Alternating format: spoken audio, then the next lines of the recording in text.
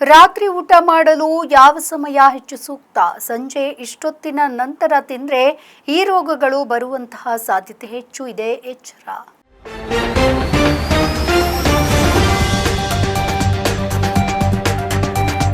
ಆರೋಗ್ಯಕರ ಜೀವನ ಶೈಲಿಯಲ್ಲಿ ಸಂಜೆ 7 ಗಂಟೆಯ ಮೊದಲು ಭೋಜನವನ್ನ ಮಾಡುವುದು ಪ್ರಮುಖ ಅಭ್ಯಾಸವಾಗಿದೆ. ಈ ಸಮಯದಲ್ಲಿ ತಿನ್ನುವುದರಿಂದ ದೇಹದ ಜೀರ್ಣಕ್ರಿಯೆ, ಚಯಾಪಚಯ ಕ್ರಿಯೆ ಹಾಗೆ ಒಟ್ಟಾರೆಯಾಗಿ ಆರೋಗ್ಯ ಸುಧಾರಿಸುತ್ತೆ. ಈ ಅಭ್ಯಾಸದ ಕುರಿತು ಆಯುರ್ವೇದ ಹಾಗೆ ಆಧುನಿಕ ವೈಜ್ಞಾನಿಕ ಅಧ್ಯಯನಗಳಲ್ಲೂ ಕೂಡ ಉಲ್ಲೇಖಿಸಲಾಗಿದೆ. ಸಂಜೆ 7 ಗಂಟೆಯ ಮೊದಲು ಊಟ ಮಾಡೋದ್ರಿಂದ ಜೀರ್ಣಕ್ರಿಯೆ ಗಮನಾರ್ಹವಾಗಿ ಸುಧಾರಿಸುತ್ತೆ.